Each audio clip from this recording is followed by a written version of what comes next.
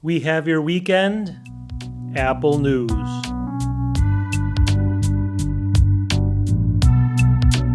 Welcome back to the channel. It's the weekend again, and what do we do on the weekends?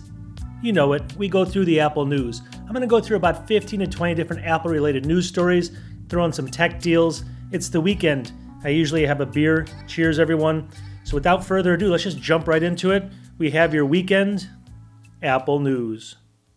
Okay, story number one. This one's dear to my heart, so hear me out for 1 second here. So I think 2026 is going to be our best chance and our last chance to get a 32-inch iMac, all right? Now, why is that? Let me explain it to you here. It's going to make sense in a second, but follow all this through and then tell me what you think right here. This is going to be from Macworld.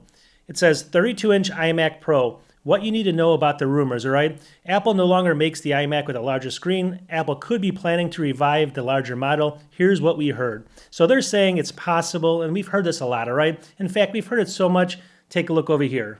All right, this guy right here, his first name's Ming. He had been quiet about the iMac until October 18th, 2023, when he tweeted that a 32-inch iMac could arrive in 2025, all right? Now we're past 2025, but hold on 1 second. Take a look over here. It's not only this Ming guy here who sees a larger iMac in Apple's future. Bloomberg's Mark Gurman, which we always talk about, wrote in 2022 after the launch of the Mac Studio, for those asking, he still thinks that the iMac Pro is coming. It just won't be anytime soon. In June 2023, Gurman mentioned the larger iMac again. He claimed that Apple is also conducting early work on the iMac with a screen over 30 inches. You can see it right here. And he was saying he thinks it's coming in 2024 to 2025. So based off this article, based off all the rumors before, all these guys are saying 2025 is when they think this is going to come out. And both of them mention 32 inches or over 30 inches, all right? So why does this make me think 2026 is our best chance, or maybe early 2027, but really this is the last chance for it? Well, let's take a look over here. Okay, 9 to 5 Mac, it says Apple might have just hinted at a highly requested new studio display feature, all right? So we're talking about a possible new studio display, but why is this important? Well, first of all, let's talk about this down here. This new feature, the M5 iPad Pro, adds support for 120 Hz external displays ahead of Apple's Studio Display launch, basically, or the new one.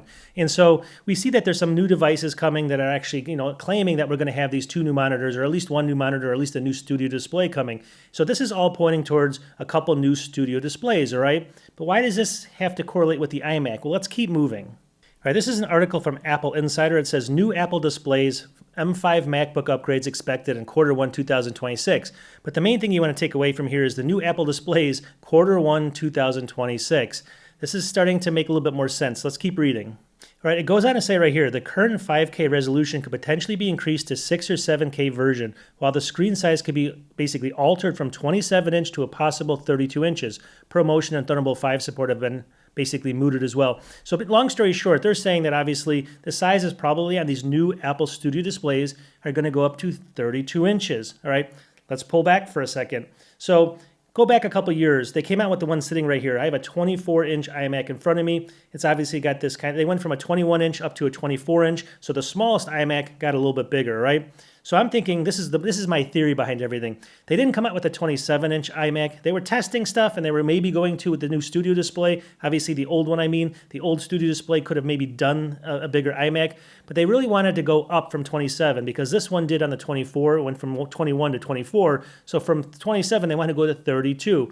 Well, the first time that they can actually do this is going to be next year, right? Because next year they're going to be coming out with a 32-inch brand new Studio Display at 6K. Now is the perfect time for them to go ahead and make what?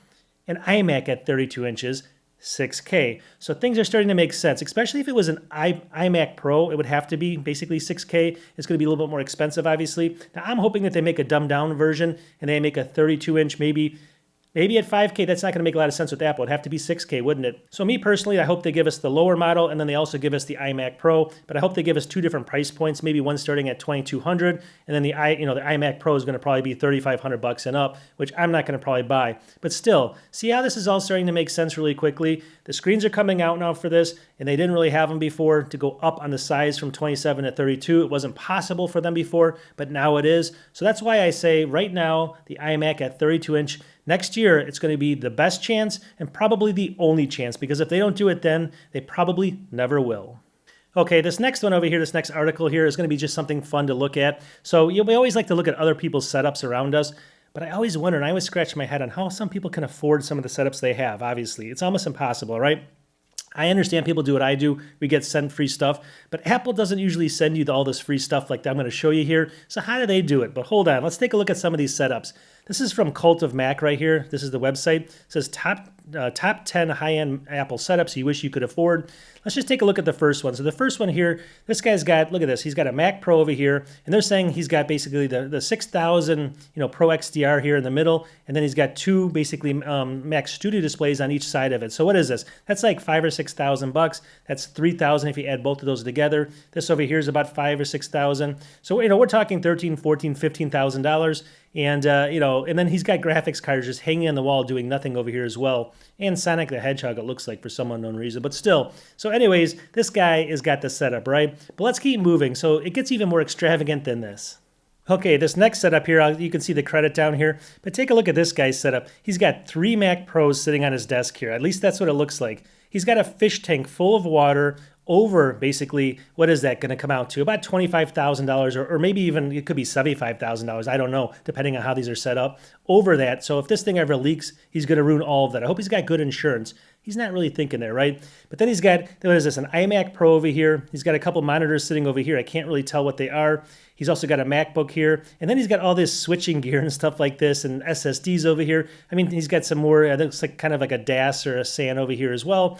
And he's got all this stuff. I don't know what this total is. Probably the cost of maybe, depending on this stuff, it could be $75,000. And then we look over here. He's got a childhood kind of bookshelf in here that costs, you couldn't even give this away. Look at this thing. This is probably from when he was like 10 years old. And he's got a couple little models in here. So this guy doesn't look that old either on top of it, unless he's like an old guy that just kept his childhood furniture here. But I think he could upgrade this a little bit instead of all of this for his house. It just makes me laugh a little bit. And how you can spend that much money and then have kind of a childhood type thing in the corner. But trust me, I'm not one of those people that judge on any of that stuff. I like the cheap stuff too. I'm just kind of laughing at spending that much money and then having, basically a dresser from like the 1970s. All right. That's kind of weird to me anyways, but let's keep going. It gets worse. This next guy over here, he's got 4 5K screens, they said. Basically, I'm not sure. I don't think they're studio displays. They might be because it's hard to tell. I mean, I don't think they are. I think this one might be, but these other ones don't look like it. And then he's got his Mac over here, but then he's got a Windows PC here, but that's still a lot of change. They're claiming up to 4 5K, 5K displays there. So that's a pretty penny. Nothing like the first guy, though, with all that other stuff, but still pretty good. And then you got to question yourself, how do people afford stuff like this? Take a look. This guy over here, he's got a TV over here, obviously, but then he's got 2, what is this? Pro Display XDRs here. So that's around $6,000 or $5,000 or $6,000 a piece. That's like, let's just say $12,000 in monitors. And, that's pretty expensive to do, right? He's got it looks like he does some podcasting in here and stuff like that. But overall, that's expensive stuff there. Let me go ahead and just zoom in on this. I can't see his computer anywhere. Do you guys see a computer anywhere? I don't see one. He must have it maybe over here somewhere. Long story short, though, that is pretty impressive, right? But let's keep moving because it actually gets worse.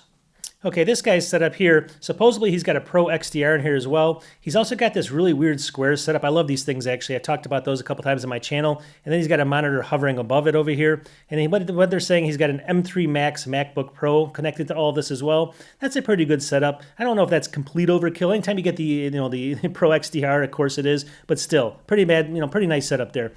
Okay, this last one takes the cake here. So what does he have? He has a 2019 Mac Pro, and that's his computer. So it's a little bit older computer, but then this article down here is saying he came across 3 Pro Display XDRs. 1, 2, 3. He's got 3 of them. That's $18,000. He's got a camera up here, and then he's sporting a 2019 Mac Pro for some reason. I have no idea why. So at the end of the day, these are just fun to look at. I don't know what people are thinking half the time. You never know, right? I mean, why would he get $18,000 worth of monitors and then get an older computer like that and not upgrade it? You just don't know. There's nothing that can answer that, right? Anyways, let's keep moving. I just wanted to showcase that. I thought it was a fun thing to look at, even though we can all wish we could afford it. A lot of us can't, and these people must have more money than they know what to do with.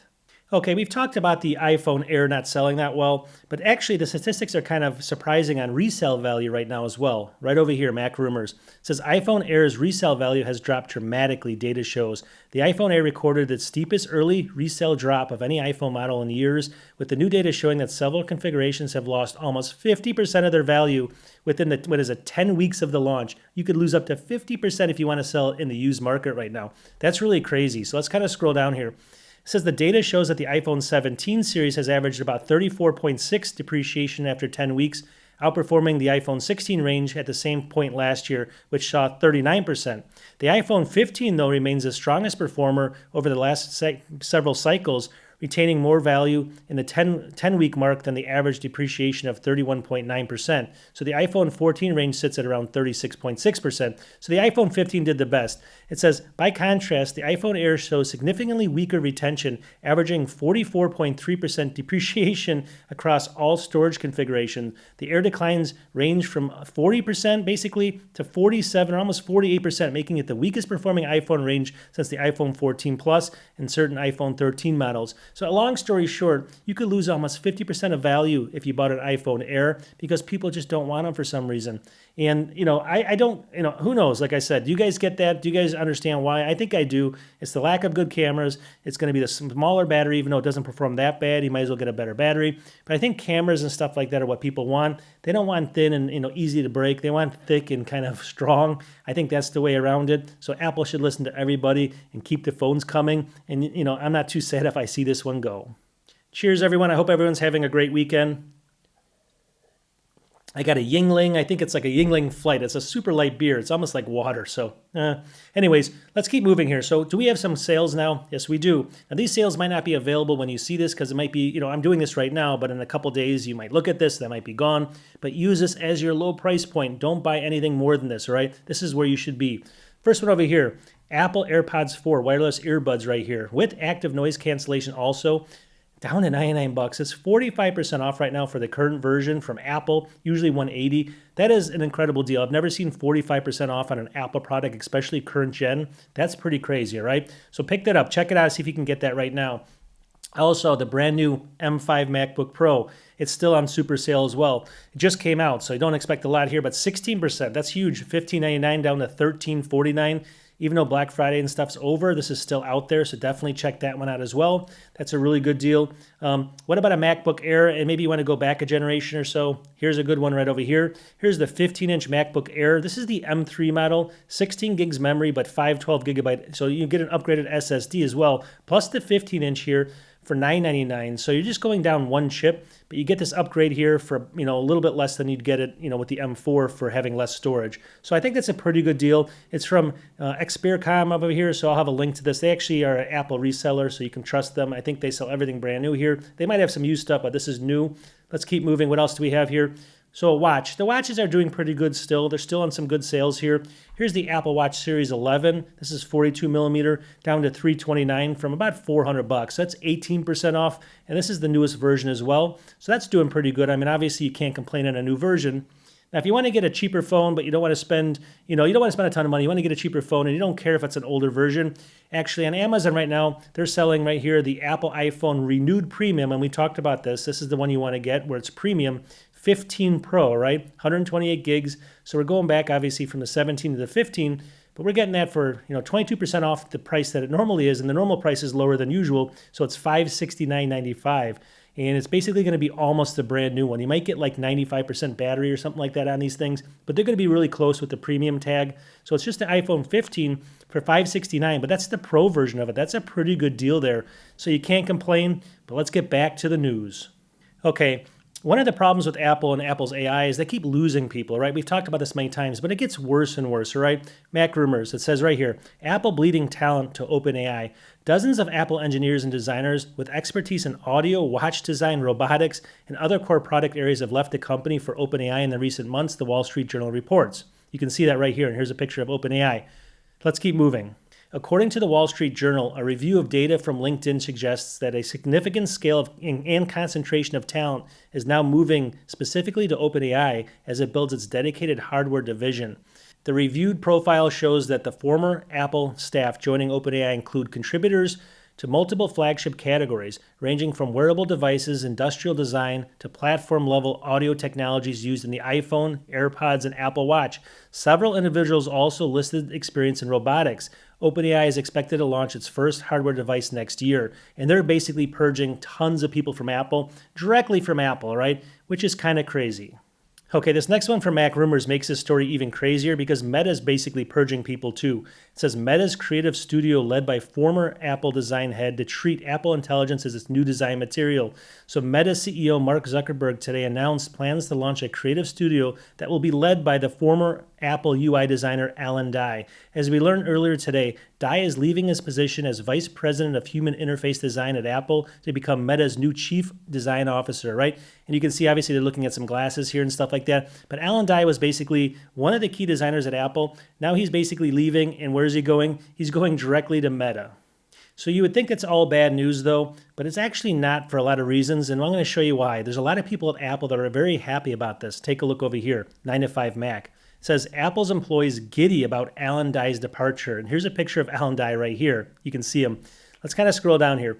Yesterday, Bloomberg broke the surprise that Alan Dye, Apple's Vice President of Human Interface Design since 2015, is departing the company to lead a new design studio for Meta. Geez. Apple confirmed the departure in a statement attributed to Tim Cook, adding that 26-year-old Apple design veteran Steve LeMay will basically take over Dye's role. You can see this right over here. So a lot of people are saying, well, is that a good thing or a bad thing? Well, a lot of people are happy. Take a look over here. It says, while some people inside Apple have criticisms and aspects of things that LeMay has worked on, Gruber here says everyone has spoken to is happy, if not downright giddy, at the news of LeMay is replacing Dye. It goes on to say that the sentiment within the ranks of Apple is that today's news is almost too good to be true. People have given up hope that Dye would ever get squeezed out, and no one expected that he'd just get up and leave on his own. So long story short is he's the one that's created the new design language for Mac OS and all the different, OS design language that just came out just recently. And a lot of people don't like it. I think it's like 50-50. So not only are some of the people that like me and some other people that might be a little bit happy about this, but it seems like most people at Apple are as well. So we'll see how this actually, it's going to be definitely a shakeup of a lot of things as far as design. Create a new design angle. They have this new guy here, LeMay. I don't know who he is. I've never heard of that guy before, but he's taking over. So we're going to see how all this kind of comes about. It's just some big changes coming and something exciting. Okay, last week I was talking about the Apple news and how Intel might start making some of Apple's chips. Well, it actually gets a little bit deeper than this, and that was kind of a rumor, but it's becoming more of like it could actually be true. Take a look, Mac Rumors. It says Apple's return to Intel rumored to extend to the iPhone also. Intel is expected to begin supplying some Mac and iPad chips in a few years, and the latest rumor claims the partnership might extend to the iPhone, and you can see a picture of the iPhone here, although I'm not sure it'll be the iPhone Pros. It goes on to say, in a research note with investment firm GF Securities this week, obtained by Mac Rumors, analyst Jeff Pugh said that his colleagues now expect Intel to reach a supply deal with Apple for at least some non-Pro iPhone chips starting in 2028. The non-Pro iPhone chips would be manufactured with Intel's future 14A process, according to Pugh. So they're saying that they're not going to Intel's not going to be creating these chips. They're not going to be making them from the scratch. Apple will be designing the chips. Intel will just be fabricating them. That's what they're going to be doing and kind of making sure that this gets spread out between a lot of different areas in case something happens in the Pacific over there. So, long story short, this is actually what everyone's keeping an eye on, and I think it's really good news. It's not coming back. We're not going to go back to Intel chips and stuff like that. It's just a fabrication process, but the diversification is really good here. All good news. Okay, one thing to note here as well, and don't take my advice, always do your own research because I don't deal with investments, but you may have missed the boat already on a good investment here. So with this news and stuff, take a look what happened with Intel. This is from LinkedIn right here. It says tech news. Intel surges 8% on rumors of Apple M-series chip production. So we can go in here. According to recent reports, Intel Corporation shares surged by 8.6% on Tuesday following basically predictions. So long story short, these are just rumors and predictions right now. And if they actually start taking over a really big piece of this, and obviously that the U.S. government owns I think 10% of Intel right now, a very small percentage, but still they're backing them strongly. This means that this stock could really maybe take off. Now don't take my advice, do your own research. I'm just thinking about it myself. It's kind of cool, but we already missed 8% or almost 9% already. So who knows? Who knows where the sky's the limit? We just don't know. Okay, so if you're looking for a new phone and you've kind of been waiting for it, but you don't want to spend a lot of money. The iPhone 17e could be a good choice for a couple of reasons. It's getting some really good upgrades. Should be coming out in spring of next year. So what do we have? Right over here, 9 to 5 Mac. It says another iPhone 17 model is coming early next year. 3 new features rumored. And actually there's a 4th, which we'll get into. But you can see the article right here. First one's pretty easy. The A19 chip. So one of the best ways to future-proof your iPhone is to buy a model with the latest Apple Silicon, Apple's latest generation A19. So the A19 chip is going to be lightning fast. It's not the A19 Pro, but it's going to get all of your stuff done if you're not maybe a huge gamer. Even if you are, it doesn't really matter, I don't think. But still, pretty good chip upgrade there, right? So that's number one. Number two is one thing it's missing. What is it? You may love it, you may not, but right over here, Dynamic Island, right? So it says last year's iPhone SE, or iPhone 16e, I keep calling it SE, debuted with a design basically, close to the iPhone 14, including the display notch. But now it's going to go, this next model is going to have Dynamic Island, which is going to bring it more into kind of the modern iPhone, so that if you're carrying it, people aren't going to be like, look at that thing's so old.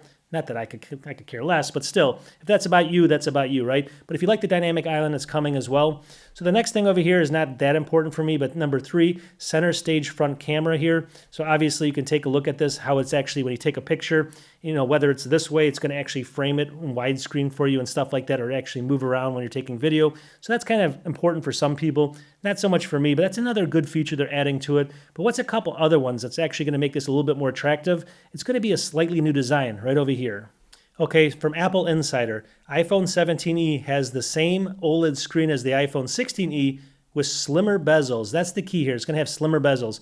So the display of the iPhone 17e will allegedly practically be the same as the one used in the iPhone 16e, except the OLED panel in the upcoming model will apparently have thinner bezels. So it's going to be a more attractive design overall. So when you add all the stuff up together, slimmer bezels, it's going to probably be a cooler looking iPhone. You're going to have the Dynamic Island. You're going to have, the new camera stuff. You're going to have all the stuff, including the new chip.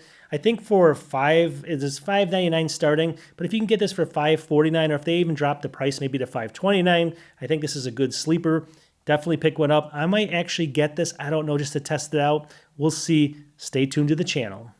Okay, this next article is just kind of an interesting article here because it makes you think like, it's always things that you don't think about that actually drive sales and stuff like that. And here's a good example from Apple, right? So right over here, this is from a news site called iDrop News. I just want to give them credit. It says, what drove the most Apple TV signups in 2025? So Apple's got all these good shows like Silo, Ted Lasso. It's got all these different shows. But what's actually driving the signups? Well, let's go to the tail of the tape here with some graphs.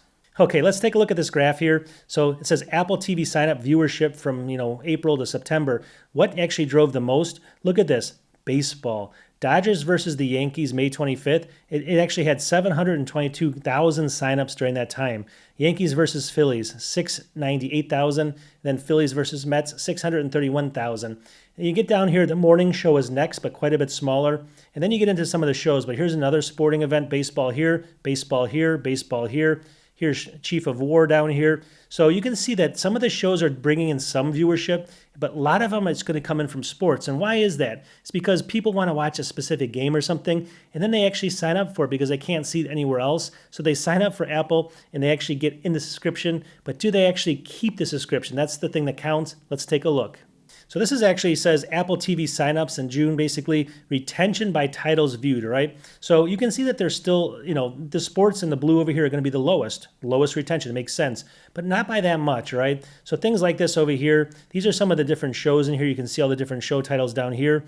And if you look at these things, obviously you're going to see like Murderbot here. That's going to have a 94% retention. So when someone signed up to watch this, like maybe they started with the first episode, 94% of them have the subscription now. They maintain the subscription. With sports, though, it's still pretty high. Since they were so high in the signups, a little bit lower retention is not bad at all. 88%, 87%, 86%. You can see in here. So it's a little bit down from these other ones over here, but still pretty crazy. So, I mean, realistically, you always ask yourself, why is Apple adding all these different sports like Friday Night Baseball and now NASCAR and stuff like that? Well, they know the writing's on the wall. This is what gets people to sign up, kind of splurge and just sign up because they want to see something. And then they forget about it for a year or two, or they just say, well, I'm not going to just cancel it now. And then this is what happens. So long story short, just interesting if you're in the marketing department somewhere, how they do it. Okay, this next one's a little bit interesting if you actually bought an iPhone 17, because obviously it came with like an anti-glare, little film on it or something they claim, and it made reflections less. And they showed that it did. It actually works pretty well. But you can actually kill that. And how do you do that? Right here, 9 to 5 Mac. It says iPhone 17 makes standard screen protectors not so useful, right? What does that mean? Let's kind of go down here. iPhone 17 lineup includes a new Ceramic Shield 2 with anti-reflective technology, but it turns out that the standard screen protectors aren't the best match for new displays. So when you put a screen protector on your actual phone with the iPhone 17s, you'll lose that ability and the anti-reflection of it, all right? Just keep that in mind. And how much? Let's take a look over here. So you can see in here, so here's the iPhone 16 Pro. We saw that it was 3.8% reflective. When they upgraded it to the 17 Pro, it dropped down to 2% reflective. You can see almost double, it lost basically half as much. So that's good. You want it to be as low as possible so it doesn't reflect as much. But with iPhone 17 with a screen protector goes up to 4.6 reflective. So it goes up higher than the iPhone 16 Pro. So not only do you lose what you had when you didn't even have the anti-reflective screen on it, but it even goes up higher. So the moral of the story is if you buy one of these phones from Apple and you want, you don't want so much reflectivity like when you're outside and stuff, don't put a screen protector on it or you're going to lose all of it and then some. Okay, this next one is just kind of a shout out to a product. So let's say you have some AirTags, Apple AirTags, and you want to put them in your car for like a car tracker or something long term. What's the problem with it? The problem is the battery will last maybe a year and a half, and then it's basically dead in the water, right? I mean, if something happens when the battery's dead, then you're in trouble. So what's the solution to this? Well, it's just a little product that they have here, which I thought was kind of cool, and I wanted to shout it out here. I'm not affiliated with them. So here's 9 to 5 Mac over here. It says new AirTag accessory extends battery life to 5+ years, and there's one that'll even do it further. So what is this thing over here? Well, the first one, let's just take a look over here. It's right over here. It's from Elevation Lab AirTag Compact Extended Battery Case. So it uses AAA batteries. You can see 2 of them in here. And you basically put let me actually click on this actually. So you put your AirTag in here, and then the batteries go in here. I believe they're in this little green thing. This kind of, goes together. It's fully waterproof, fully, water protection. And you go ahead and throw that in your car or something like that. And what it's going to do is it's extend 5 times more capacity as far as the battery. So they're claiming up to about 5 years or so on the battery. So, and it's perfect because if you put this thing in your car, it's actually going to be good because, a thief or someone, if you actually mount it somewhere, they won't even think that's an Apple AirTag. They won't even know what it is. They'll think it's part of the car and they won't be looking for it. That's a good thing. And that's the perfect opportunity to put it in your car for a number of years instead of trying to change the battery every year or so, right? And then the other one over here that they sell is going to be a 10-year extended battery. And you can see it here. This one's only $33.97, so it's just a little bit more. 14 times more battery capacity, and you can see down here, let me click on this, so your AirTag goes here, and then these are two AA batteries go in here, and then you actually seal up here, and it's again fully kind of weather protected. I mean, the only difference between those two is going to be the size, so why would you want the one versus the other? Because they're pretty close in price. We'll take a look over here. It's just the size of it. So here's the smaller one, and here's the larger one right here. But if you want the small one, 5 years, throw it in your car somewhere, mount it where they think it's part of the car, and you're golden, and you can have 5 years of trying to track down a thief that stole your car. Okay, I wanted to showcase one other product, and I'm not affiliated with them either. Just some cool products that we can all see for our Macs here. So this one's over here from 9 to 5 Mac. This is MagSafe Monday. It says this new hub is basically a Swiss Army knife for your iPhone or your Mac. And you can see a little picture of it here. It's a little circle device here from Satechi, actually. So they call it Satechi's new MagSafe 7-in-1 hub. So what makes this kind of special? A little bit different here. It's $59, but it's got a rating of 4.8 out of 5, although it's only got 7 right now. People have bought this. Satechi on-the-go 7-in-1 hub here, compact, you get the idea. It's 100 watts PD charging, all this stuff. In fact, we're going to just click on here and show you exactly what this thing's got. So you'd pick this up because you take this, it's really easy to throw in your bag. It gives you the SD and micro SD card readers if you don't have that. It gives you HDMI. It gives you a USB port as well, USB-C with up to 100 watt charging, it looks like, or 80 watts here.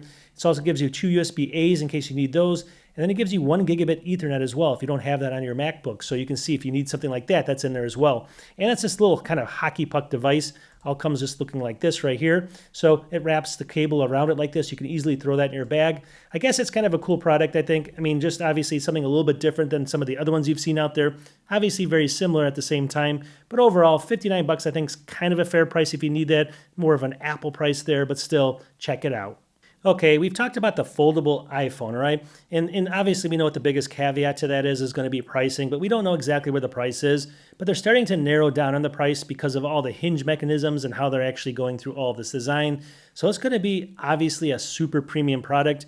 And you guys tell me, do you think this is going to sell at this price? Right over here, Macworld. It says folding iPhone on track to launch next year with a wild $23.99 price tag, reports claim.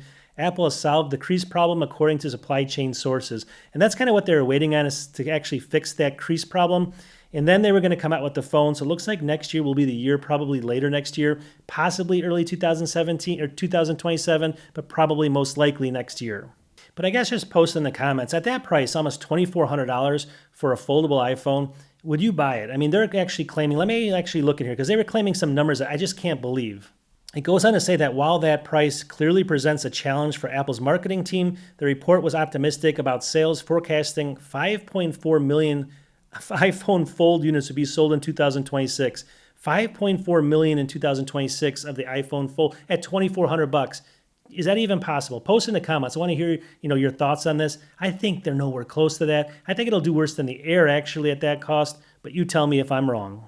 Okay, we talked about the iPhone Air, and it's not doing very well, but overall, iPhone 17 is just killing it, all right? They've actually had one of the best years ever, if not the best year for iPhones. Over here, Mac Rumors, it says iPhone 17 demand is breaking Apple sales records.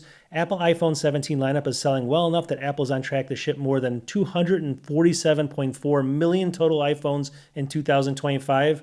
Now that I look at that number, maybe it's possible with the iPhone Fold. Look at how many iPhones they're selling here. Crazy, right? This is huge, right? But what does this mean? It's good news for 2025, but like anything good, it's going to probably be a killer for 2026. Let me tell you what I'm saying here. Take a look. Okay, that brings us to this chart here. It says worldwide smartphone market forecast here. And it says down here, it's by quarterly mobile phone tracker, whatever that is. Here's IDC. I want to just give everybody credit.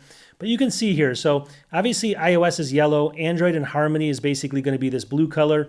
And then this is, in total, is going to be this dark blue. So in 2024, the iPhones were actually down a little bit. And you can see here, the Android phone was up 7.9%. iPhones were down a little bit, and all the other phones were up a little bit. 2025, look at iPhone. It's up 6.1%. Android's only up 0.4%, and all other phones basically combined, are 1.5%. But look how big this thing is right here. What does that mean for 2026, though? Look at this. Negative 4.2 they're predicting for Apple for iOS as far as sales on iPhones. And then the total market will go down because of that. Obviously, I don't think they have a prediction yet, or it'll just be flat for the Androids here. And then 2027, it's going to jump back up. So you can see here, Apple's basically in this kind of, it's not that they're shooting themselves in the foot because they're hoping that people are on cycles, all right? But it looks like with this new iteration, they're doing so well this year in 2025 that they're actually going to shoot themselves in the foot for 2026 because everyone's going to be buying the iPhone 17 now and not waiting for the iPhone 18. And then why do people keep buying iPhones? Well, like I said before, it's all about the camera. That's one of the number one reasons. And just how good is this camera? Well, this will actually be, when you watch this on Sunday, I think this was yesterday on Saturday. Keep this in mind, it's already kind of broadcast. But go back and watch this game, because you're going to watch this game, and a lot of it was going to be filmed with an actual iPhone. So take a look over here. This is from Apple Insider. It says the MLS, which is the professional soccer, puts Apple's iPhone 17 Pro to work as a broadcast camera. And you can see a picture of it over here. So let's kind of scroll down here. The game that you're actually going to go back and take a quick peek at is going to be Miami versus the Vancouver Whitecaps final, all right? That's kind of the final there. It says the new MSL Cup broadcast will use 4 iPhone 17 Pro units alongside professional cameras, making Apple's slogan a reality of live sports. The phones will feed directly into the league's 30-plus camera production during the we just talked about, the Inter Miami versus the Vancouver Whitecaps final, which again, I think was yesterday on Saturday. This setup shows how far the iPhone imaging has come and why Major League Soccer is willing to treat a consumer device as a broadcast-grade tool. So if you want to just see how good these cameras are, you watch that game and they're going to probably, I don't know if they're going to, well, maybe you won't even be able to tell. So, if you do watch it, post in the comments when you think actually, when the soccer game's playing, give me the time that you actually think it's being recorded from the iPhone versus the professional cameras. Are we going to be able to tell the difference? Is it going to be super obvious? I don't know. We're going to find out. It'll be kind of fun. Okay, cheers everyone. Have a great weekend. And we're going to wrap up this episode. Now, if you've watched me before and you're going to watch me in the future, this is how my videos are. I don't have scripts for anything. I don't have screens in front of me. I just talk. So I'm going to make mistakes here and there. It's very disjointed, but some people like it. Some people hate it. Anyways, I'm trying to get better with it. We might do some podcasts. We may have some guests later on. I just am so busy, I can't even keep up. So long story short, this is what it is, all right? If you like it, subscribe if you can. We will talk to you in the next one. I do this every single week, and then I do 2 or 3 videos in between doing reviews and all technical products. Those are a bit more professional. These are not. But at the end of the day, we love it. So we'll talk to you in the next one. Peace.